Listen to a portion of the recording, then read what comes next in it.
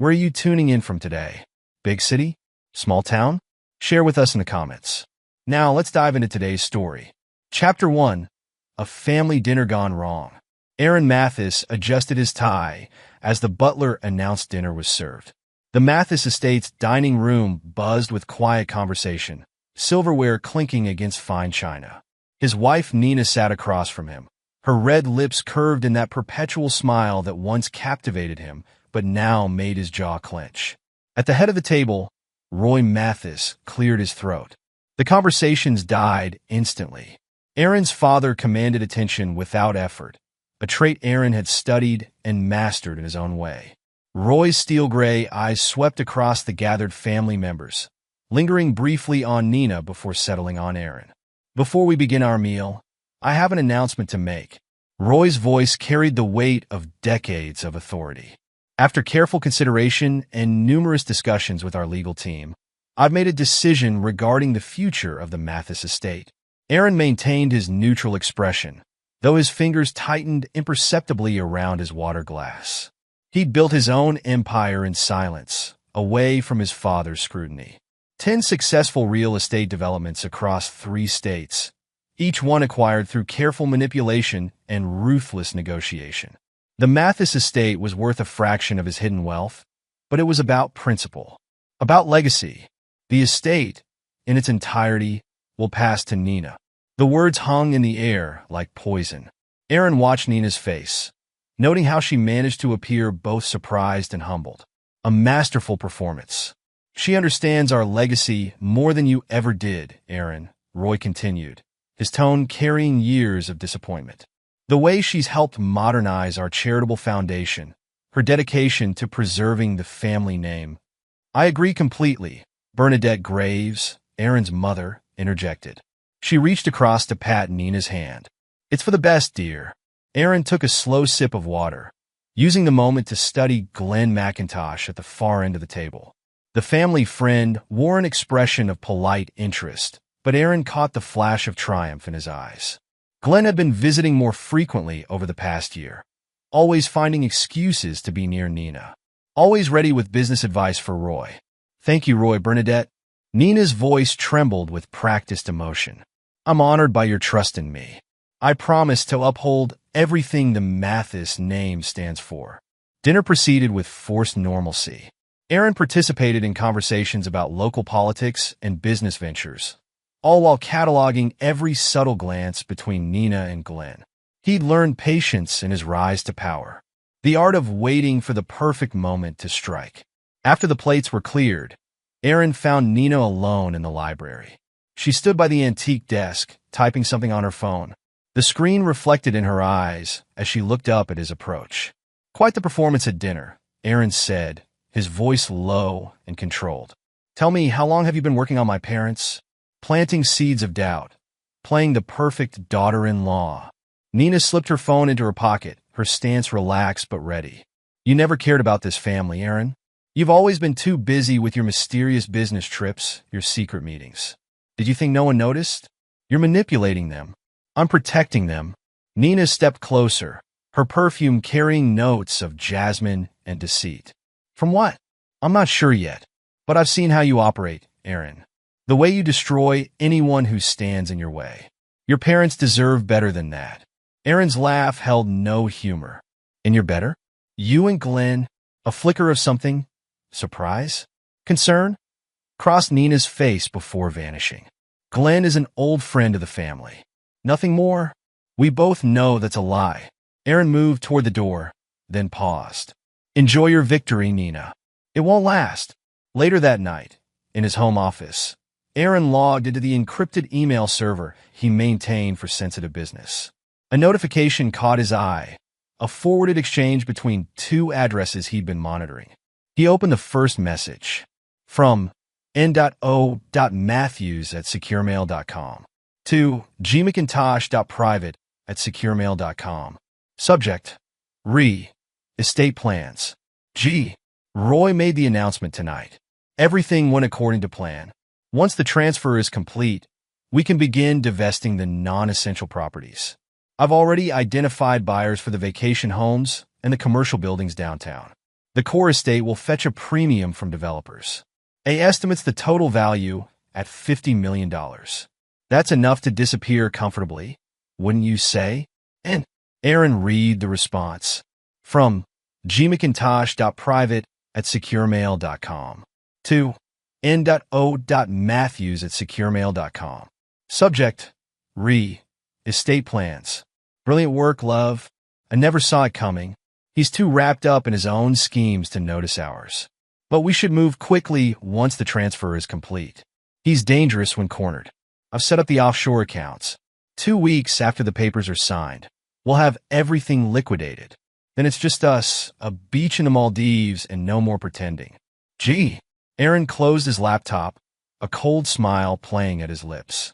In his early days of building his empire, he'd learned the importance of information, of patience, of letting your enemies think they've won before destroying them completely. He picked up his phone and dialed a familiar number. Derek? Clear your schedule tomorrow. We need to talk. Chapter 2. Shadows of Betrayal. Nina Ortega paced her private study, Glenn McIntosh's words echoing through the speaker of her encrypted phone. The documents are perfect, he assured her. Even an expert would have trouble spotting the forgery. Once we present them to the board, Aaron's reputation will be destroyed. She ran her fingers over the manila envelope on her desk, containing meticulously crafted evidence of Aaron's supposed embezzlement from the family business years ago. Bank statements, transfer records, offshore account details, all fabricated. And you're certain it can't be traced back to us? Nina asked, though she already knew the answer. Glenn's connections in the criminal world had proven invaluable. Positive. The paper trail leads through 3 defunct companies and ends at a dead man's door. By the time anyone could unravel it, we'll be long gone with the estate's assets. Nina smiled, remembering Aaron's cold fury in the library. He'd always underestimated her, dismissed her as nothing more than a trophy wife.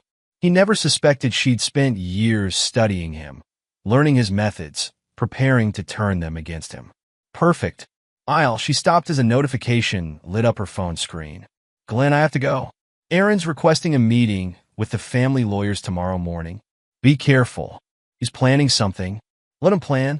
We're too close to let him ruin everything now. Across town, Aaron sat in a dimly lit restaurant booth across from Derek Avila. They'd known each other since prep school, but where Aaron had chosen the path of ruthless business, Derek had channeled his cunning into law. Now, decades later, their partnership had proven mutually beneficial. Glenn McIntosh, Derek said, sliding a thick folder across the table. You were right about him. His past is very interesting. Aaron opened the folder, scanning documents that detailed a pattern of land grabs, forced evictions, and suspicious accidents befalling property owners who refused to sell. Tell me more. 3 years ago, he was involved in a development project in Arizona. Small town, valuable land. The owners refused to sell. 2 weeks later, their properties burned down. Insurance investigators found traces of accelerant, but the case went cold. Derek leaned forward, lowering his voice. The same pattern appears in Texas, Nevada, and New Mexico. Different names on the paperwork each time, but always leading back to shell companies connected to Glenn. Enough to prove it? Not yet, but I have contacts in those jurisdictions. Give me time, and I'll build an ironclad case. Aaron nodded, memorizing key details from the documents. Time is something I have plenty of. Nina and Glenn think they've won. That makes them careless. Speaking of careless, Derek said, my sources tell me they're planning to move against you. Something about financial fraud allegations. Let them try. Aaron's voice carried absolute certainty. I've spent years documenting every transaction, every deal. They'll find nothing but dead ends and false trails.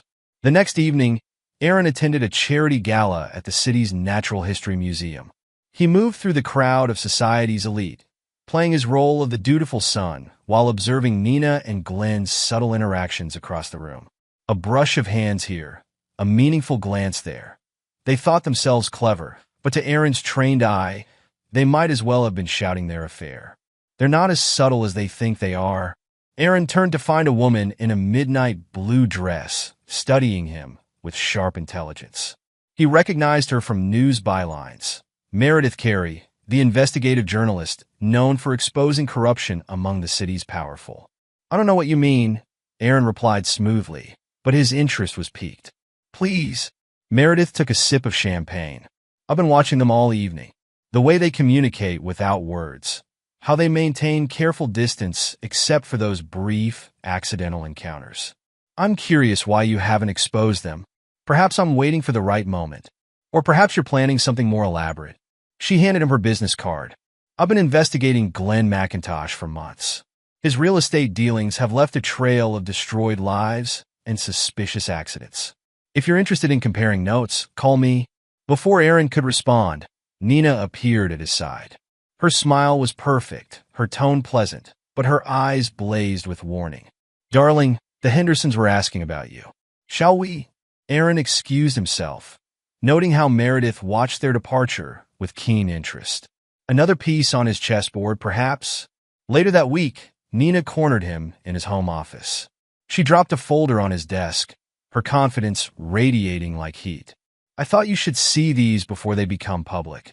Aaron opened the folder, examining the forged documents with genuine admiration for their craftsmanship. Bank statements showing systematic theft from company accounts. Emails discussing money laundering, all expertly fabricated to appear genuine. Impressive, he said, closing the folder. How long did it take to create these? Nina's triumph faltered slightly at his calm reaction. They're not created. They're proof of your crimes. The board will receive copies tomorrow unless you agree to step aside completely. No fight over the estate. No interference with my decisions moving forward. Aaron stood, moving around the desk until he faced her directly. And if I refuse, then I'll destroy everything you've built. Your reputation, your business relationships, your standing in society, all gone. Nina held his gaze, her conviction absolute. Your choice, darling. You've thought of everything, haven't you? Aaron's voice carried something that might have been admiration. Very well. I'll need time to get my affairs in order. 24 hours. Not a minute more. After she left, Aaron reached for his phone. First, he called Sam Pugh, the private investigator who'd helped him bury evidence of his more aggressive business tactics over the years. Then Derek to set specific plans in motion. Finally, Meredith Carey. Ms. Carey? About that conversation we started at the gala. I think it's time we had a proper discussion about Glenn McIntosh's business practices. The game was entering its next phase. Nina and Glenn thought they'd backed him into a corner, never realizing they'd walked right into his trap. Chapter 3. Building the Web. Sam Pugh adjusted his maintenance worker's uniform, nodding to the security guard as he entered Glenn McIntosh's office building. 3 weeks of careful observation had revealed the patterns. Which guards were diligent, which ones barely glanced at ID badges, when the real maintenance crew took their breaks. Today's target was Glenn's private office on the 14th floor. The lock yielded to Sam's specialized tools in seconds. Inside, he moved with practiced efficiency, placing microscopic cameras in strategic locations while his modified tablet copied data from Glenn's computer. Hours of surveillance had confirmed that Glenn conducted his most sensitive business here, away from his public office at the development company. Sam's phone vibrated. A text from Aaron. Status? In position. You'll have eyes and ears by tonight. The reply came quickly. Good. Watch for anything connecting him to the Riverton Syndicate. Sam remembered the briefing. The Riverton Syndicate specialized in laundering money through real estate deals, using legitimate businesses as fronts for their operation. Glenn's pattern of property acquisitions had caught Aaron's attention. Too many deals done too quickly, with cash buyers materializing out of nowhere. Across town, Casey Vogel sat in her car outside Nina's favorite cafe, her hands tight on the steering wheel. She hadn't spoken to her brother Aaron in months, not since their fight about his business practices. But what she'd overheard yesterday in the estate's garden room changed everything. Nina's voice had carried clearly through the open window. Once the transfer is complete, we'll need to move quickly. Glenn's buyers are getting impatient. The syndicate doesn't like waiting, Glenn had replied. But the payoff will be worth it. Your in-law's precious estate will be carved up and sold before anyone realizes what's happening. Casey had slipped away unnoticed, her mind racing. Despite their differences, she couldn't let Nina destroy her family's legacy. Now, watching Nina emerge from the cafe, Casey reached for her phone. Aaron, we need to talk. It's about Nina and Glenn. Aaron's office occupied the top floor of an unmarked building downtown, purchased through a shell corporation. Here, surrounded by screens displaying real-time data from his various operations, he orchestrated his empire's expansion. Today, he studied satellite images of a prime piece of waterfront property. The environmental survey came back clean, Derek reported, spreading documents across Aaron's desk. We can proceed with the next phase. Leak the information through the usual channels, Aaron instructed. Make sure Glenn's people hear about supposed contamination issues driving down the price. You won't be able to resist. And the authorities? They'll receive an anonymous tip about suspicious financial activities once Glenn commits to the purchase. The timing has to be perfect. Derek nodded, understanding the precision required. I'll coordinate with our contacts at the federal level. They've been looking for a way into the Riverton Syndicate for months. Excellent. Now, about that other matter. Their discussion was interrupted by Casey's arrival. Aaron's sister looked nervous, but determined as she described the conversation she'd overheard. They're working with criminals, Aaron. Real ones. I know we've had our differences, but this is bigger than that. Aaron studied his sister's face, seeing the genuine concern there. Thank you for telling me. I know it wasn't easy coming here. What are you going to do? Watch, Aaron said, turning to one of his screens. Glenn just took the bait. The screen showed real-time footage from Sam's surveillance.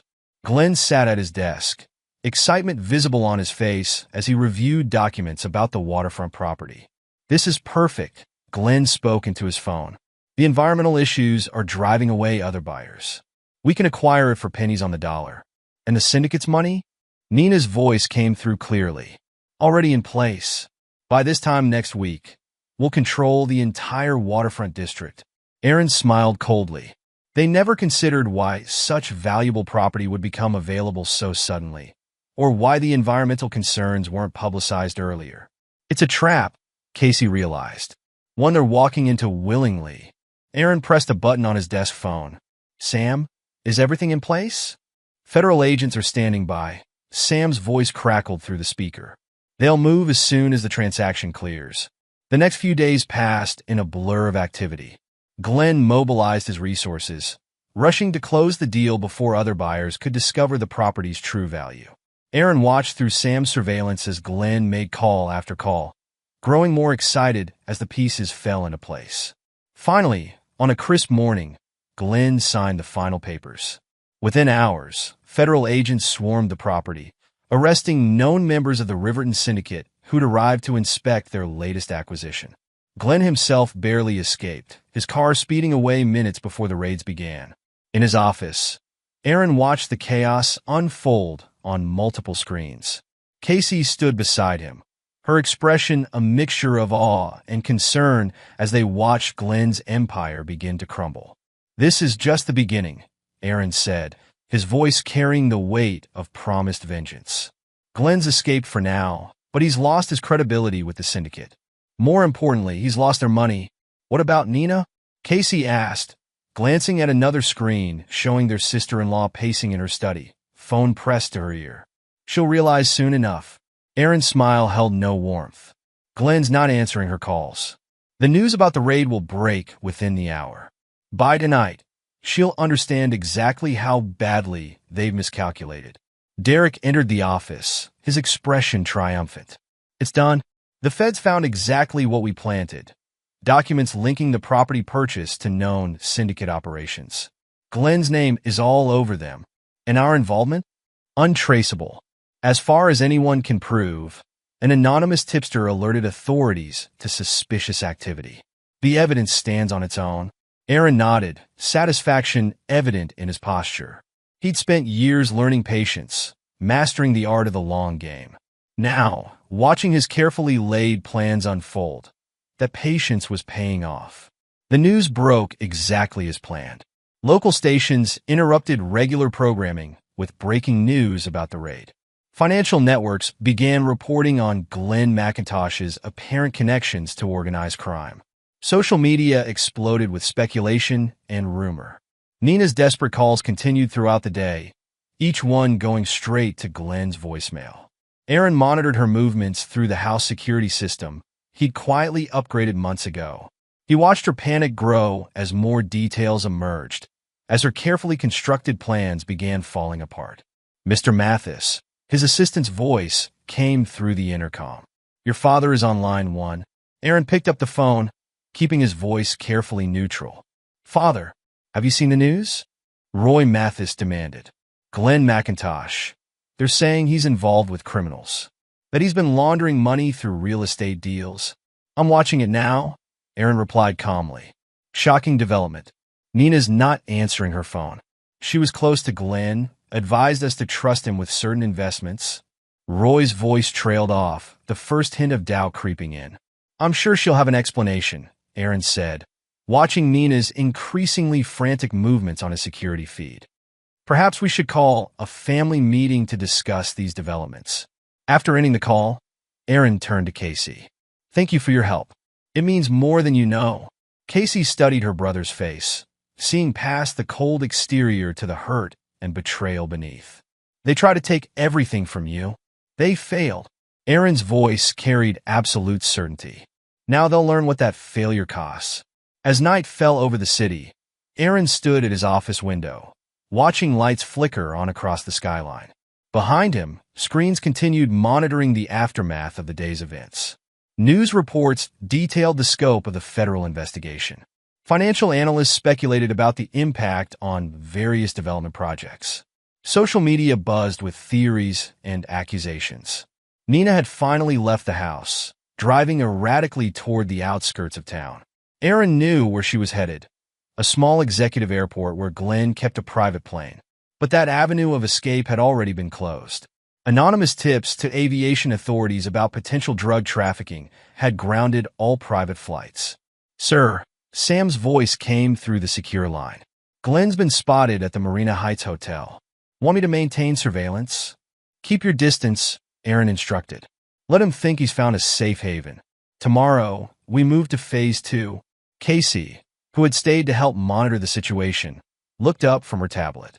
"The family lawyers are calling an emergency meeting for tomorrow morning. They're concerned about Nina's involvement with Glenn." Perfect timing. Aaron turned from the window, his expression resolute. By tomorrow afternoon, Nina will realize that losing the estate is the least of her concerns. Derek, returning from coordinating with federal contacts, added another piece to the puzzle. "The syndicate's not happy. My sources say they're asking questions about Glenn's recent activities. They don't appreciate the attention he's brought. Make sure certain details find their way to the right people," Aaron instructed. "I want the syndicate to know exactly how much money they lost today and who's responsible." The pieces were falling into place exactly as planned. Glenn was isolated, his criminal connections exposed. Nina's carefully cultivated influence over the family was crumbling. Most importantly, neither of them realized that this was just the opening move in Aaron's broader strategy. He learned from years of business dealings that true victory required more than simply defeating your opponents. It required destroying their ability to retaliate, eliminating their support systems, and ensuring they could never threaten you again. As midnight approached, Aaron reviewed the day's developments with his core team. Security feeds showed Nina had returned home, her earlier panic replaced by a cold determination that Aaron recognized all too well. She was planning something desperate. "Increase surveillance," he ordered. "I want to know everyone she contacts, every move she makes. She's dangerous when cornered." "Like someone else I know," Casey observed quietly. Aaron's slight smile acknowledged the comparison. "The difference is I plan for every contingency. Nina and Glenn thought they could steal my birthright through manipulation and deceit. Tomorrow, they'll begin to understand exactly who they're dealing with." The first phase of his plan had succeeded beyond expectations. Glenn's reputation was in tatters, his criminal connections exposed. Nina's influence over the family was weakening. But Aaron knew better than to celebrate too early. Experience had taught him that wounded opponents were often the most dangerous. As his team dispersed for the night, Aaron remained in his office, reviewing security footage and updating contingency plans. The next few days would be critical. Nina and Glenn would be desperate, looking for any way to salvage their situation. He needed to be ready for whatever desperate moves they might attempt. Your father's estate, Casey said from the doorway, preparing to leave. Was it worth all this? Aaron looked up from his screens, his expression unreadable. This stopped being about the estate the moment they decided to betray me. Now it's about justice. And justice, he smiled coldly, is something I've become very good at delivering. With that declaration, the first act of Aaron's revenge drew to a close. The trap had been sprung, the initial blow struck. Now came the true test, maintaining control as his enemies thrashed in his web, ensuring each subsequent move brought them closer to their final destruction. The seeds of revenge had been planted, and Aaron would ensure they grew into something his betrayers would never forget. Chapter 4: Burning Bridges. Meredith Carey's phone buzzed at 3 a.m. A text from one of her trusted sources at the financial news desk. Check your email. Story breaking about Glenn McIntosh. She opened her laptop, scanning the draft article her colleague had sent. The pieces Aaron had provided fit perfectly with her existing investigation into Glenn's activities. Bank records showing transactions with known crime figures. Property deeds connecting Glenn to suspicious development projects. Witness statements about intimidation and threats. Run it, she typed back. I'll confirm the additional details. By sunrise, the story dominated financial networks. Glenn McIntosh, respected real estate developer, exposed as a criminal conspirator. His face appeared on screens across the city, accompanied by headlines detailing his connections to organized crime. In his downtown office, Aaron watched the coverage with cold satisfaction. Beside him, Derek reviewed real-time updates on their various operations. Glenn's major investors are pulling out, Derek reported. His company's stock is in free fall. The board's calling an emergency meeting to discuss his removal. And Nina, still trying to contact him. Our surveillance shows she hasn't slept. She's made 47 calls since midnight. Aaron nodded, picking up his phone as it vibrated. Roy Mathis's name flashed on the screen. Son, his father's voice carried an unfamiliar uncertainty. These reports about Glenn, Nina claims it's all fabricated, that someone's trying to frame him. The evidence seems quite compelling, Aaron replied neutrally. Perhaps we should review the family's exposure to his ventures. Yes. I've called an emergency meeting with the estate lawyers. Nina's handling of the foundation's investments. I'll be there, Aaron cut in smoothly. We should examine everything carefully. The meeting never happened. Within hours, Nina launched her counterattack. Photos appeared on major news sites, showing Aaron meeting with known criminals. The images were expertly staged, Glenn's final insurance policy against betrayal. Aaron's phone rang again. This time Meredith Carey. These photos, she said without preamble. They're well-crafted, but they won't hold up to scrutiny. Give me 2 hours. You have one. Aaron turned to Derek. Begin phase 2. Derek nodded, understanding the signal. Within minutes, press releases went out detailing Aaron's extensive work in affordable housing development. Documents showed how he'd quietly purchased rundown properties, renovated them, and maintained below-market rents for struggling families. Community leaders, prepped in advance, gave interviews praising his contributions. Former tenants shared stories of his generosity during hard times. The narrative shifted. Aaron Mathis, secret philanthropist, versus Glenn McIntosh, exposed criminal. Nina watched her plans crumble from her study in the Mathis estate. Her hands shook as she dialed Glenn's number for the 50th time. The phone you were trying to reach has been disconnected. She hurled the device across the room, her composure finally breaking. The forged documents meant to destroy Aaron had backfired spectacularly. Now Glenn was unreachable, their accounts frozen, and reporters camped outside her gates. A knock at the door made her jump. Casey stood there, her expression unreadable. The lawyers are requesting all documents related to the foundation's investments, Casey said. Father's orders. Nina's eyes narrowed. You've been helping him, haven't you? You tried to destroy my brother. Casey's voice carried none of its usual warmth. Did you really think we wouldn't fight back? Get out of my study? Gladly. But first, Casey moved with unexpected speed, reaching past Nina to grab a leather-bound ledger from the desk. "I'll take this." Nina lunged for the book, but Casey was already gone, the sound of her footsteps fading down the hallway. The ledger contained everything: dates, amounts, account numbers for all their illegal transactions. Glenn had insisted on keeping physical records, paranoid about digital trails. In his office, Aaron examined the ledger's contents with growing satisfaction. Each page provided another nail in Nina and Glenn's coffins. "This is everything we need," Derek confirmed. "The foundation transfers, the offshore accounts, even records of payments to the syndicate." Aaron closed the book carefully. "Have copies made. Then arrange a meeting with Nina." The confrontation took place in the estate's library, where their battle had begun. Nina entered with her head high, but Aaron noted the signs of strain: smudged makeup, trembling hands quickly hidden in her pockets. "Your choice is simple," Aaron said, placing the ledger on the table between them. "Leave town tonight, disappear, or I release everything in this book to the authorities." Nina's laugh held an edge of hysteria. "You think I'll run? After everything I've built here?" "Built?" Aaron's voice could have frozen flame. "You've built nothing. You wormed your way into my family, manipulated my parents, betrayed my trust. And for what? Money you'll never see, power you couldn't hold." "I built more in 5 years than you did in 20, Nina spat. "While you played your secret games with your hidden empire, I made the Mathis name mean something again." "No." Aaron stepped closer, his presence filling the room. "You destroyed everything you touched, and now you'll pay for it. Is that what you think?" Nina's smile turned vicious.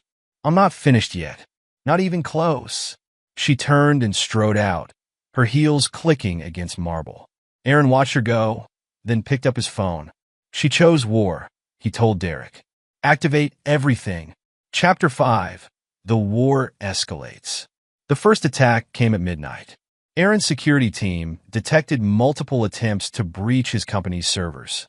Amateur work, easily deflected by the defensive systems he'd put in place months ago. "They took the bait," his head of cybersecurity reported. "They're downloading the decoy files now." Aaron smiled, remembering how carefully they'd crafted those files. False contracts, fake bank statements, manufactured evidence of corruption, all designed to lead Nina and Glenn down exactly the wrong path. The real blow came 3 days later. Meredith hadn't filed a story in 24 hours. Her editor reported her missing. Security footage from her apartment building showed 2 men forcing her into a van. Aaron's phone buzzed with a text from an unknown number, evidence for her life. "You have 6 hours. In his private office, Aaron assembled his team. Derek pulled up blueprints of abandoned properties in Glenn's portfolio. Sam Pugh reported on recent movement of known associates. The Marina District warehouse, Sam pointed to a location on the map. Glenn's men were seen moving equipment there yesterday. Serious hardware, guns, communications gear, security? For men outside, probably more inside. Professional muscle, not street thugs. Aaron studied the layout. Points of entry, loading dock on the south side. Fire escape on the east. Main entrance is watched, but the roof access is minimal. Time to extraction? 3 minutes from breach to vehicle, assuming no complications. Derek looked up from his phone. Local police are wrapped up with a situation downtown. Response time would be at least 15 minutes. We won't need them. Aaron checked his watch. Sam, take your team in through the roof. Derek, coordinate from the van. I'll handle the distraction at the main entrance. Sir, Derek's voice carried rare concern. This is exactly what they want. To draw you out, make you vulnerable. No. Aaron's eyes held dangerous focus. This is what I want. Glenn's desperate enough to make mistakes. This ends tonight. The rescue operation launched timing. As Aaron's car approached the warehouse's main gate, Sam's team was already in position on the roof. Derek monitored police bands from a nondescript van 2 blocks away. Glenn's guards tensed as Aaron stepped out of his car, hands raised. I have what you want. Take me to Glenn. Inside, they led him through dim corridors to a large open space. Meredith sat tied to a chair, bruised but alert. Her eyes widened at Aaron's entrance. Glenn emerged from the shadows, looking haggard. The evidence. All of it. Now. Release her first. You're not in a position to negotiate. Glenn gestured, and one of his men pressed a gun to Meredith's head. Actually, Aaron smiled coldly. I am. The skylight shattered. Sam's team rappelled down, weapons drawn. In the confusion, Aaron moved with practiced efficiency. 2 guards went down before they could react. The third managed to raise his weapon before Derek's shot from the doorway dropped him. Glenn turned to run, but found his path blocked. It's over, Aaron said quietly. You think this changes anything? Glenn's laugh held an edge of madness. Nina's already gone to your parents. Told them everything. How you orchestrated all of this. How you're the real criminal. Let him go, Aaron ordered as Sam's team moved to grab Glenn. He won't get far. Outside. After the medics checked Meredith, Aaron's phone rang. Casey's voice carried tension he hadn't heard before. Aaron, Nina's here at the estate. She's showing father documents, recordings. He's actually listening to her. Stay with them, Aaron instructed. I'm on my way. In the car, Derek reviewed the situation. She's playing her last card. If she can turn your parents against you, she can't. Aaron's voice held absolute certainty. Everything she has is fabricated. Everything I have is real. The difference will become very clear, very soon. The Mathis estate glowed against the night sky as Aaron's car approached. Inside, voices echoed from his father's study. Roy Mathis sat behind his desk, face grave as Nina gestured emphatically at documents spread before him. Don't you see? Nina's voice carried desperate conviction. He's been manipulating everything. The evidence against Glenn, the media stories, all of it carefully orchestrated to destroy us. And these recordings? Roy held up a phone. Of Aaron discussing illegal dealings? Manufactured, Aaron said from the doorway. All heads turned. Just like the photos she leaked to the press. Just like everything else she's shown you. He's lying. Nina started, but Aaron held up a hand. Father, check your phone. I just sent you something interesting. He turned to Nina. Did Glenn tell you he kept a journal? Very detailed. Very incriminating. Nina's face went pale as Roy began reading. Pages of Glenn's private thoughts, detailing every step of their scheme. Their plans to steal the estate, their manipulation of the family, their connections to organized crime. This, Roy looked up, his face ashen. This can't be real. Unlike Nina's evidence, Aaron said quietly, everything in that journal can be verified. Bank records, dates, witnesses. Glenn was very thorough. You're just like him, Nina snarled. A manipulator, a monster. No, Aaron's voice cut through her accusations. I'm what you and Glenn created. You taught me that trust was weakness. That family meant nothing. Now you'll learn exactly how well I absorbed those lessons. Roy stood slowly, his authority reasserting itself. Nina, I think it's time for you to leave. The lawyers will contact you about dissolving your connection to the estate. You can't. I can. I will. Roy's voice held no room for argument. Get out of my house. As security escorted Nina out, Aaron watched from the study window. His phone buzzed with a message from Sam. Glenn's car spotted heading for the airport. Want us to intercept? Let him run, Aaron typed back. He'll find all his accounts frozen, his passports flagged. He has nowhere to go. Casey appeared beside him. It's not over, is it? No. Aaron watched Nina's car disappear through the gates. But the next phase will be very interesting. Chapter 6, Breaking Point. The lawsuit landed on Aaron's desk at precisely 9 a.m. Nina's attorneys had worked through the night, crafting a masterpiece of legal fiction. Allegations of fraud, conspiracy, and criminal enterprise filled 50 pages of carefully worded accusations. She's demanding a full audit of your operations, Derek said, reviewing the documents, plus access to all communication records from the past 5 years. Aaron set the papers aside. She's hoping to find something real among all her fabricated evidence. Give her what she wants. Everything we prepared for exactly this moment. Aaron's smile held no warmth. Let her dig through 5 years of carefully crafted records, all supporting exactly the narrative we want. The media descended like vultures. News vans clogged the streets outside Aaron's office building. Reporters shouted questions about Nina's accusations, Glenn's disappearance, the alleged criminal conspiracy. Inside, Aaron worked. Hour after hour, he reviewed documents, made calls, moved pieces into position. Nina thought she was forcing his hand. In reality, she was playing exactly the role he'd crafted for her. The trial began 3 weeks later. Nina arrived at the courthouse in designer clothes, projecting confidence for the cameras. Her legal team carried boxes of evidence, ready to expose Aaron's alleged crimes. Aaron, dressed in an immaculate suit, nodded politely to reporters but made no statements. Behind his calm exterior, he watched Nina's every move, noting the slight tremor in her hands, the tension around her eyes. In the courtroom, Nina's lawyers presented their case with theatrical flourish.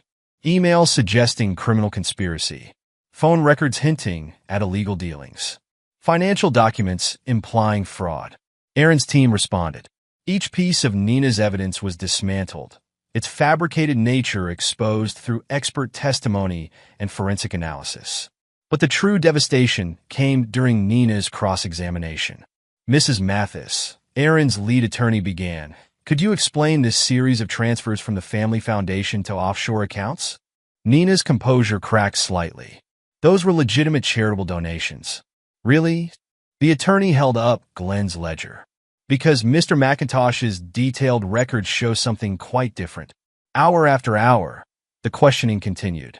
Nina's testimony began contradicting itself. Her carefully constructed lies unraveled under relentless scrutiny. In the gallery, Roy and Bernadette watched their daughter-in-law's destruction with growing horror. The woman they'd trusted, whom they'd chosen over their own son, revealed as a calculating manipulator. The final blow came when Glenn was brought into court in handcuffs. Caught trying to flee the country with false papers, he'd agreed to testify in exchange for consideration during sentencing. Glenn's testimony destroyed what remained of Nina's credibility. He detailed their entire scheme, the manipulation of the family, the plans to sell off the estate, the connections to organized crime. Nina sat rigid in her chair as Glenn spoke, her face a mask of fury and despair. When he finished, she stood abruptly. "This is all lies," she shouted. "Aaron orchestrated everything. He's the real criminal. He's—" Mrs. Mathis, the judge's voice cracked like a whip. "Control yourself, or you'll be held in contempt." After the day's session, Roy and Bernadette approached Aaron outside the courtroom. "Son," Roy's voice carried the weight of years of regret. "We were wrong. About everything. We should have trusted you," Bernadette added, tears in her eyes. Aaron accepted their apologies with a gracious nod, playing the role of forgiving son perfectly. Inside, he felt nothing but cold satisfaction. Their recognition of their mistake was just another piece in his larger plan. That evening, Aaron found Nina waiting in their home. She stood in his study, a glass of wine in her trembling hand. "Can I pack your things?" Aaron asked mildly. "Come to understand," Nina's voice was raw. "When did you start planning this? How long have you been orchestrating our destruction?" "The moment you and Glenn decided to betray me," Aaron moved to his desk, pressing a button to activate hidden recordings. "I gave you both everything. Trust, loyalty, love. You taught me those were weaknesses to be exploited. So this is your revenge? Destroying us in court, turning my life into a public spectacle?" "No." Aaron's voice held no emotion. "This is justice. You try to take everything from me. Now you'll spend the rest of your life with nothing. No money, no power, no respect. Just the knowledge that you brought this on yourself. I'll fight you." Nina's eyes blazed with desperate defiance. "I'll never stop fighting. You've already lost." Aaron gestured to the door. "Security will escort you out. Consider this your final warning. Leave with whatever dignity you have left, or I'll ensure you leave in handcuffs." Nina's hand tightened around the wine glass. For a moment, Aaron thought she might throw it at him. Instead, she set it down with deliberate care. "You think you've won," she whispered, her voice filled with venom. "But you've become exactly what you claimed to hate. A manipulator. A destroyer." "No." Aaron's response carried absolute finality. I've become what I needed to be to deliver justice. The difference between us, Nina, is that you destroyed for greed. I destroy to right wrongs. Two security guards appeared in the doorway. Nina straightened her spine, gathering the remnants of her dignity around her like armor. This isn't over, Aaron. Actually, it is. He turned his back on her, a final dismissal. Goodbye, Nina. The sound of her heels clicking down the hallway faded, followed by the distant thud of the front door. Aaron waited until his security team confirmed she'd left the property before allowing himself a moment of reflection. His phone buzzed, a message from Derek. Glenn's attorney is pushing for a plea deal. The DA wants your input. No deals, Aaron typed back. He faces everything he's done. Another message, this time from Casey. Father's calling a family meeting tomorrow. Says it's about making things right. Aaron smiled coldly. Everything was falling into place exactly as he'd planned. Nina's desperate attempts to turn his parents against him had backfired spectacularly, pushing them to finally see the truth about her manipulation. In his study, he reviewed the security feeds showing Nina getting into her car, her usual grace replaced by barely controlled fury. She'd lost everything. Her position in society, her influence over his family, her carefully constructed facade of respectability. But Aaron knew better than to underestimate her. Even now, "Sir," his head of security's voice came through the intercom. "Mrs. Mathis is headed toward the Marina District. Want us to maintain surveillance?" "Keep your distance," Aaron instructed. "She'll try something desperate soon. I want to know exactly what it is." The next morning, Roy Mathis stood before the assembled family in the estate's main drawing room. Bernadette sat beside him, her face showing the strain of recent revelations. "What happened to this family was my fault," Roy began, his voice heavy with regret. "I let an outsider turn me against my own son. I was blind to manipulation, deaf to truth." Aaron sat silently, watching his father's uncharacteristic display of humility. Beside him, Casey squeezed his hand briefly, a gesture of solidarity between siblings who'd weathered the storm together. "The estate will be returned to its rightful heir," Roy continued. "Aaron, you've proven yourself not just capable but worthy. More than that, you've shown wisdom I failed to recognize." "Thank you, Father," Aaron responded simply, playing his role perfectly. The prodigal son, gracious in victory. But even as his family moved to embrace him, to rebuild their fractured bonds, Aaron's mind worked on the next phase of his plan. Nina was still free, still dangerous. Glenn's criminal connections remained a potential threat. His phone vibrated, Sam Pugh's number. "Sir, movement at the Marina warehouse. Nina's been meeting with some of Glenn's old associates. They're planning something." "Good," Aaron replied softly. "Let them plan. Let them think they still have cards to play." He ended the call, turning back to his family's attempts at reconciliation. Let them believe this was the end, that justice had been served and order restored. Aaron knew better. The final act of this drama was still to come, and he would direct every moment of it. As night fell over the city, Aaron stood in his office, watching the lights of Nina's car disappear into the darkness. She was running, but not escaping.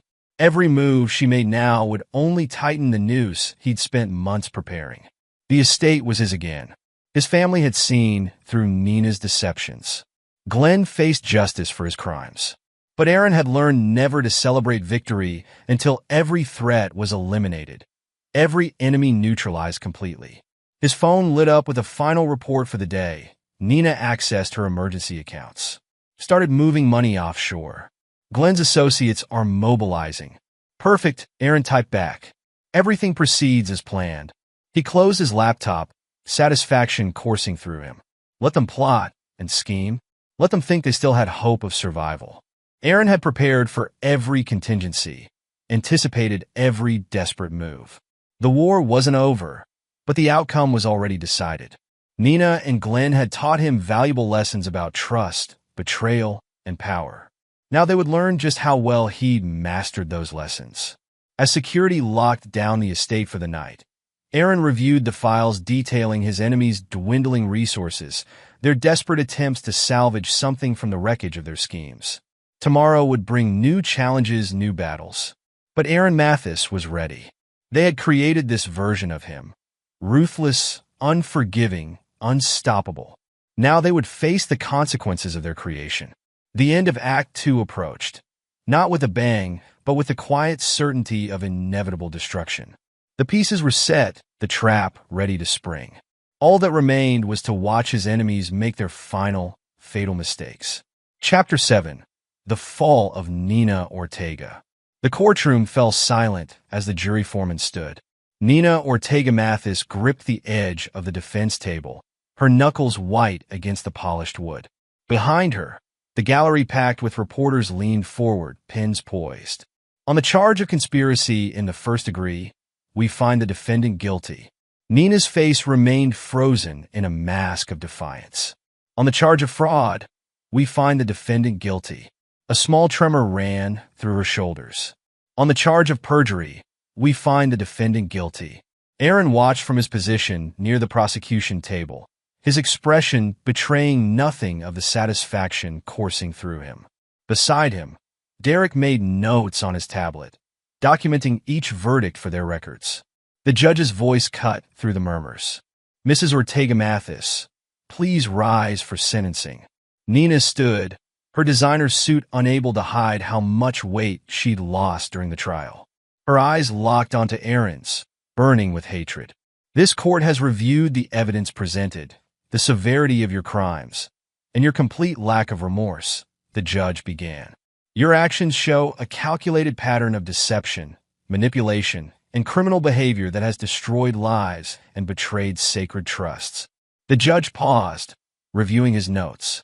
Additionally, your attempts to obstruct justice and your continued false accusations against others demonstrate that you remain a threat to society. Nina's attorney started to speak, but the judge cut him off with a sharp gesture. Therefore, it is the judgment of this court that you be sentenced to 25 years in federal prison, without possibility of parole. The gallery erupted in gasps and furious scribbling. Nina swayed slightly, but remained standing. In the adjoining courtroom, Glenn McIntosh's sentencing was already underway. His cooperation had earned him no mercy.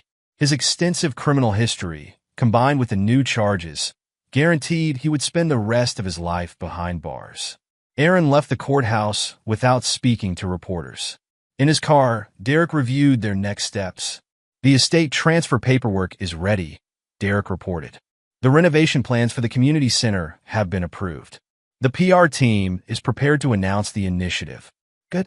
Aaron studied the message on his phone, a confirmation that Nina had been processed into the federal detention center. And the other matter? The foundation's funds have been recovered. The offshore accounts are being liquidated. Nina and Glenn's victims will be compensated fully. Aaron nodded, satisfaction coursing through him. Schedule a meeting with the architectural team. I want the community center operational within 6 months. The Mathis estate underwent a transformation over the following weeks. The formal gardens gave way to accessible green spaces. The ballroom became a multi-purpose community hall. The library expanded to include educational resources for local students. Casey joined Aaron in overseeing the renovations, their shared vision, healing old wounds between them. You were right, she said one afternoon, reviewing construction plans. About everything, Nina, Glenn, all of it. They underestimated both of us, Aaron replied. A mistake they'll have years in prison to reflect on. The maximum security women's facility rose from the desert like a monument to lost freedom. Aaron passed through multiple security checkpoints, his movements tracked by cameras and armed guards. Nina waited in the visitation room, orange jumpsuit replacing designer clothes, institutional ID badge where diamonds once sparkled. Her eyes narrowed as Aaron sat across from her. Come to gloat. Her voice rasped from disuse. Come to deliver a message. Aaron's tone carried no emotion. You thought you could take everything from me. Instead, you gave me the strength to become unstoppable. You destroyed my life. No, Aaron stood, looking down at her. You destroyed your own life. I simply ensured you face the consequences. He turned to leave, then paused. Goodbye, Nina. Enjoy the next 25 years. Her scream of rage followed him down the corridor, but Aaron didn't look back. Some chapters needed to end definitively. Chapter 8. New Beginnings. The grand opening of the Mathis Community Center drew hundreds of local residents. Aaron stood back, watching families explore the facilities, children discovering the new playground, seniors gathering in the recreation areas. Meredith Carey appeared beside him, notepad in hand. Quite a transformation. Both the estate and its owner, Aaron replied, studying her face. The bruises from her captivity had faded, but the experience had left its mark on both of them. Your PR team must be thrilled. Ruthless businessman transforms family estate into community haven. The headlines write themselves. You're not here for a story. Meredith's smile held warmth that had been growing between them since the rescue. No, I'm not. Their relationship developed gradually, built on shared experiences and mutual understanding. Meredith's sharp intelligence matched Aaron's strategic mind. Her fearless pursuit of truth complemented his calculating nature. The official transfer of the estate took place in Roy's study. As Aaron signed the documents, his father placed a hand on his shoulder. You've transformed our legacy, Roy said quietly. Made it something greater than we imagined. I learned from experience, Aaron replied. Power means nothing without purpose. Bernadette dabbed at her eyes with a handkerchief. We were so wrong about you, about everything. The past is settled, Aaron said firmly. We focus on the future now. That future unfolded in unexpected ways. The community center became a model for similar projects across the city. Aaron's business empire, once built on ruthless acquisition, redirected its resources toward urban renewal and affordable housing. You've changed, Casey observed one evening, watching her brother review proposals for a new development. I've evolved, Aaron corrected. Everything that happened taught me valuable lessons about power, justice, and responsibility. And revenge? Revenge was necessary, but it's not enough to destroy enemies. True victory comes from building something stronger from the ruins. The media celebrated Aaron's transformation, but few understood the steel beneath the philanthropy. His business dealings remained sharp, his decisions absolute. Those who crossed him still found themselves facing implacable opposition. Late one night, as Aaron worked in his office, his security team delivered an envelope that had been left at the gate. Inside, a single sheet of paper carried a typed message. This isn't over. Aaron placed the note in his safe, a cold smile playing at his lips. Let them come. He learned how to handle threats. Meredith found him on the estate's terrace, overlooking the city lights. Another threat? Another opportunity, Aaron replied, drawing her close. Whoever sent it doesn't understand. I'm not the same man they think they're targeting. No, Meredith agreed. You're much more dangerous now. Chapter 9. The Endgame.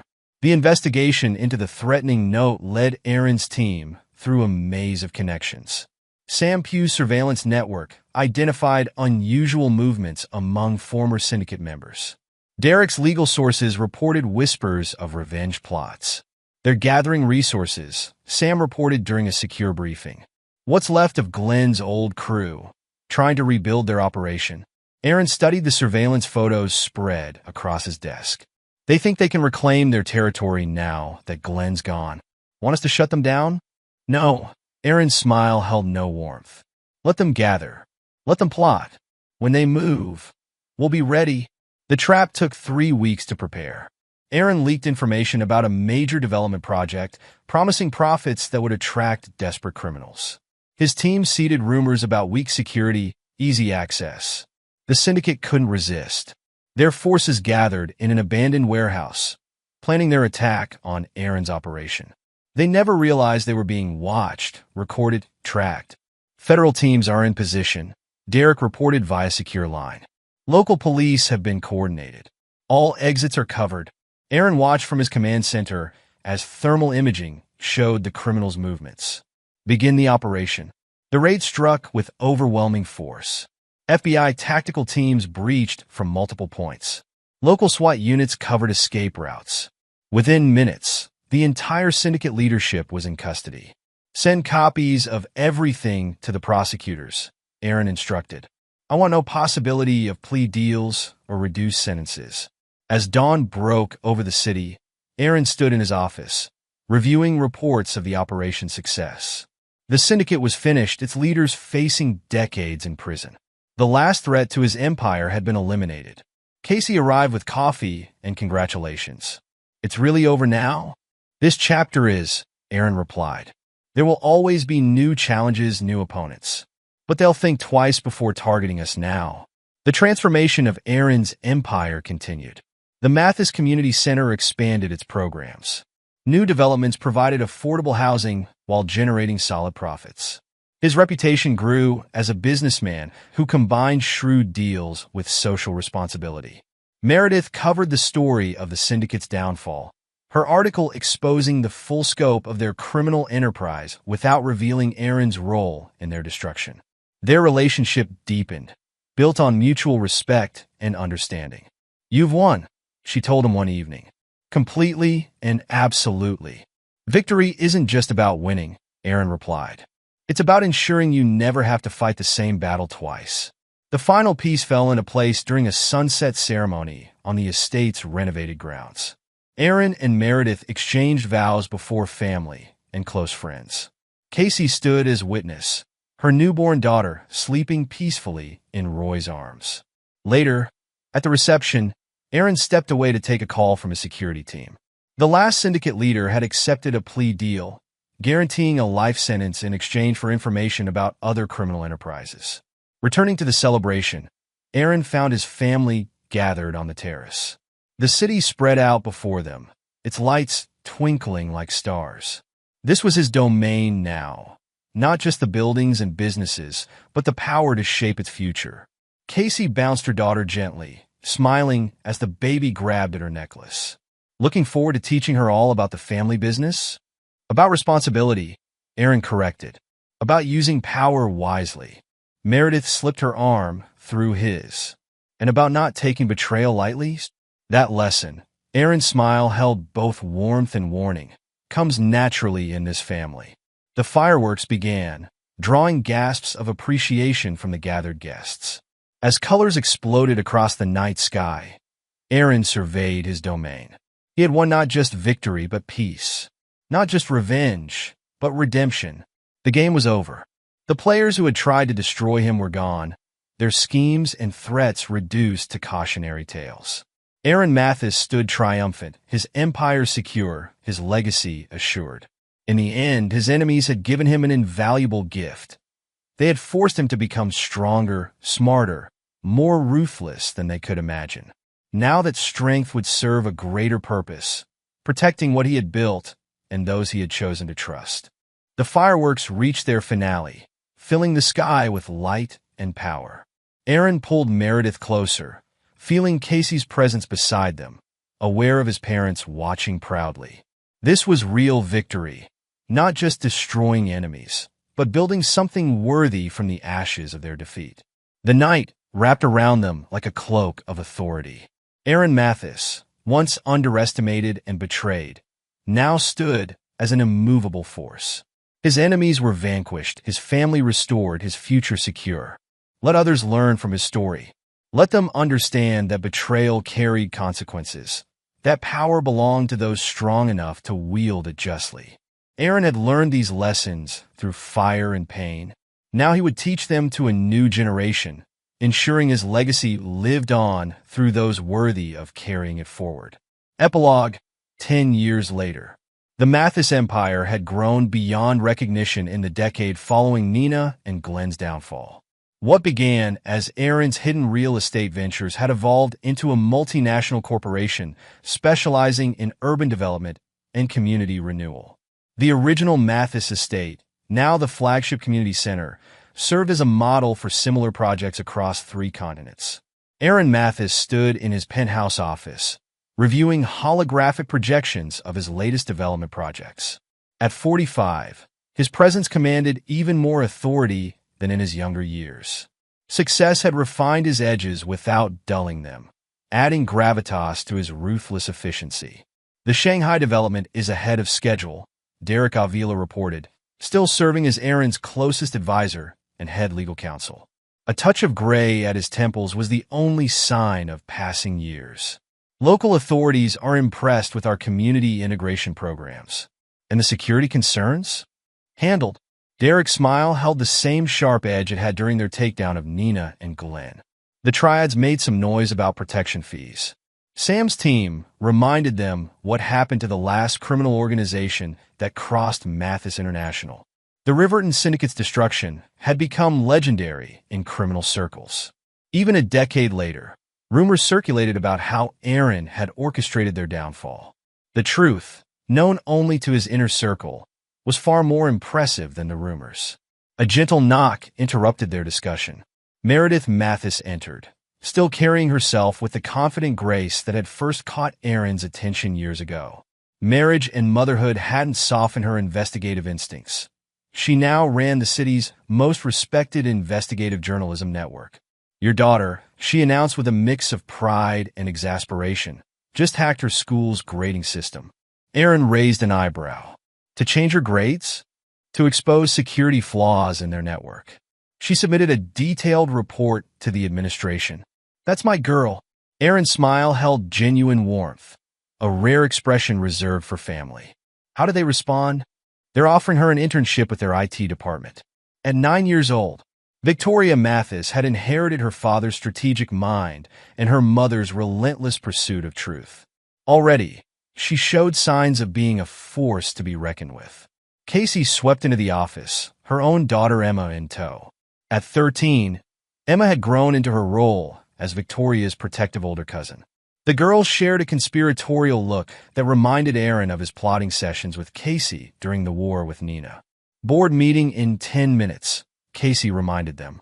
As Chief Operations Officer of Mathis International, she'd proven herself as formidable in legitimate business as she had been during their revenge plot. The Mathis Consortium's boardroom occupied the top floor of their headquarters tower. Once monthly, Aaron gathered his most trusted advisors to review operations and address potential threats. Sam Pugh, now Director of Global Security, began his briefing. His network of informants and surveillance systems had expanded worldwide, ensuring no threat to the Mathis empire went undetected. Nina's up for parole next month, he reported, pulling up prison surveillance footage. She's maintained good behavior, participated in rehabilitation programs. Denial recommended, Aaron stated flatly. Already arranged, the parole board will receive detailed evidence of her continued attempts to contact criminal associates. Glenn McIntosh had died in prison 3 years earlier, his empire nothing but a cautionary tale. Nina, however, remained a potential threat, even after a decade behind bars. Aaron had ensured her communications were monitored, her visitor list restricted, her every move tracked. What about the Moscow situation? Aaron shifted topics smoothly. Resolved, Sam replied. The oligarch attempting to undermine our development project, there had an unfortunate revelation about his tax history. Russian authorities were very interested in our evidence. The meeting continued, each report demonstrating how thoroughly Aaron had consolidated and legitimized his power. The ruthlessness that had driven his revenge now served to protect his family's legacy and their numerous charitable initiatives. Later that evening, the extended Mathis family gathered for dinner at the estate. Roy and Bernadette, now in their 70s, doted on their granddaughters. The community center's main operations had closed for the day, but the sounds of evening programs still drifted through the grounds. The foundation approved funding for 3 new scholarship programs, Bernadette announced proudly. Though retired from active management, she remained involved in the charitable aspects of the family business. Victoria's class is participating in the coding workshop next week, Meredith added. She's already developed 2 apps to help younger students with math. Aaron watched his daughter explain her latest project to her grandfather, her hands moving animatedly. Roy listened with rapt attention, occasionally glancing at Aaron with pride and something like awe at what their family had become. After dinner, Aaron found Casey in their father's old study, now in formal family room. Remember when we planned Nina's takedown in here? She asked, nostalgia coloring her voice. Hard to forget. You risked everything to help me. You risked everything to protect our family's legacy. Casey gestured to a photo on the wall, the entire family at the community center's 10th anniversary celebration. Look what that risk built. The Mathis empire had indeed grown beyond mere business success. Their developments revitalized struggling communities. Their foundation funded education and healthcare initiatives. Even their security operations, still ruthlessly efficient, focused on protecting the vulnerable from exploitation. Aaron's phone buzzed, a secure message from Sam. The latest surveillance report on Nina showed she'd attempted to contact an old associate from the Riverton Syndicate. The attempt had been intercepted, the associate reminded of the consequences of engaging with her. "Still keeping tabs?" Casey asked, noting his expression. "Always." Aaron's voice held the same steel it had carried during their revenge plot. Power isn't just about acquisition. It's about maintenance, protection. A commotion from the family room drew their attention. Victoria was demonstrating her latest app to Emma, their laughter echoing through the house. The sound represented everything Aaron had fought to build, a secure future for the next generation of the Mathis family. The next morning, Aaron visited one of their affordable housing developments. Residents greeted him with respect tinged with wariness. His reputation for benevolent leadership was always shadowed by whispers of what happened to those who betrayed him. In his car, reviewing project reports, Aaron received another secure message. Nina's latest psychiatric evaluation recommended against parole, citing unresolved tendencies toward manipulation and deceit. The parole board would receive the report next week. "Sir," his driver interrupted, "Mrs. Mathis asked me to remind you about Victoria's presentation at the tech conference this afternoon." Aaron smiled slightly. His daughter was unveiling a project she developed for the community center, a learning platform that adapted to each user's needs. At 9, she already showed signs of combining his strategic thinking with Meredith's social consciousness. The tech conference occupied the convention center downtown. Victoria commanded the stage with natural confidence, demonstrating her platform to an audience of industry leaders and educators. Aaron watched from the wings, reflecting on how different his daughter's path was from his own. "She's incredible," Meredith whispered, squeezing his hand. "All the strength without the scars." "That was the point," Aaron replied softly. "Everything we did, everything we built, it was for this. For them." Later that week, Aaron received a detailed report on Nina's prison activities over the past decade. Despite her outward compliance, she'd made multiple subtle attempts to rebuild connections with criminal elements. Each attempt had been detected and neutralized by Sam's team. "Should we adjust surveillance protocols?" Sam asked during their security briefing. "No. Let her continue thinking she has some privacy. It makes tracking her intentions easier." The Mathis Empire's security systems had evolved far beyond what they'd used during the revenge plot. AI algorithms monitored communications patterns. Behavioral analysis flagged potential threats before they materialized. Aaron's paranoia had matured into comprehensive risk management. During a charity gala at the community center, Aaron watched Victoria and Emma help younger children with computer tutorials. The sight reinforced his conviction about maintaining eternal vigilance. His daughter would inherit not just wealth and power, but the wisdom to protect it. "Mr. Mathis," a young developer approached him nervously. "I wanted to thank you for the mentorship program. It's changed my life." Aaron nodded graciously. The mentorship initiative had been Victoria's idea, using the family's resources to help promising students from disadvantaged backgrounds. His daughter understood instinctively what had taken him years to learn. Power was most secure when it lifted others up rather than just crushing opposition. That night, reviewing security footage from Nina's prison, Aaron noticed a pattern. Her recent good behavior coincided with increased correspondence with a former cellmate who had been released 6 months ago. A quick check revealed the ex-cellmate had connections to what remained of Glenn's old network. "Arrange an accident for the ex-cellmate," Aaron instructed Sam. "Nothing fatal. Just enough to remind everyone that retirement from criminal activity should be permanent." The next day brought news that the parole board had unanimously denied Nina's application. She would serve at least 5 more years before being eligible again. Aaron had the video of her reaction archived, a reminder that some threats required perpetual management. As his empire grew, Aaron had learned to balance ruthlessness with wisdom. The skills that had served his revenge now protected a legacy of positive change. His network of informants and allies helped guard not just his family's interests, but the communities they'd helped build. Victoria's 10th birthday party gathered the extended family and close allies. Derek brought his son, who shared Victoria's interest in computer security. Sam's twins demonstrated martial arts, moves they'd learned in their protection training. The next generation of the Mathis Inner Circle was already forming. Amazing how much has changed, Casey observed, watching the children play. Remember when this place was just about power and appearances? Now it's about power and purpose, Aaron corrected. The appearance takes care of itself. The community center had expanded again, adding medical facilities and job training programs. The Mathis name, once associated with old money and subtle corruption, now stood for innovation and community development. Yet beneath the philanthropic surface, Aaron's iron control remained absolute. Late that night, after the party, Aaron received a final security update. Nina's ex-cellmate had survived a mysterious car accident, sustaining injuries that would require months of rehabilitation. All electronic records of her connection to Nina had vanished from prison databases. "Dad?" Victoria's voice came from his study doorway. "Can you help me with something?" Aaron set aside the security report, turning his full attention to his daughter. She showed him a program she was developing, a security system for the community center's new computer lab. "See? It flags suspicious behavior patterns and restricts access automatically." Very impressive. Aaron studied the code, noting how she'd incorporated predictive analysis.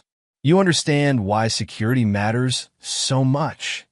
"Because what we build is worth protecting," Victoria replied with certainty that made him proud. "And because some people only understand strength." Aaron hugged his daughter, marveling at how she'd absorbed the family's hard-earned wisdom while maintaining her own moral compass. The next generation would face its own challenges, but they would face them with both power and principle. As Victoria headed to bed, Aaron stood at his office window, surveying his domain. The city had transformed under his influence, becoming something greater than even his revenge-driven younger self could have imagined. Yet he maintained the same vigilance, the same readiness to destroy threats to his family's legacy. Meredith found him there, wrapping her arms around him from behind. "Still watching for enemies in the shadows?" "Always." Aaron turned to face her. "But now we have so much more to protect, and better ways to protect it." The next morning brought reports of another failed attempt by Nina to extend her influence beyond prison walls. Aaron reviewed the details with the same careful attention he'd given to planning her downfall years ago. Some habits, some responsibilities never changed. The Mathis empire had evolved, but its core remained the same. Power, properly wielded, could build as well as destroy. Justice required constant vigilance. And family, real family, bound by loyalty rather than just blood, was worth any price to protect. Aaron Mathis had won his war for revenge, but the true victory lay in what he'd built from that triumph. His children would inherit not just wealth and influence, but the wisdom to use it well and the strength to protect it. The game would continue with new players, but the Mathis legacy was secure in hands both powerful and wise. And there you have it. Another story comes to an end. What did you think? I'd love to hear your thoughts in the comments below. If you enjoy this story, consider joining our community by subscribing. It means the world to us. For more stories like this one, check out the recommended videos on screen. And I'll see you there.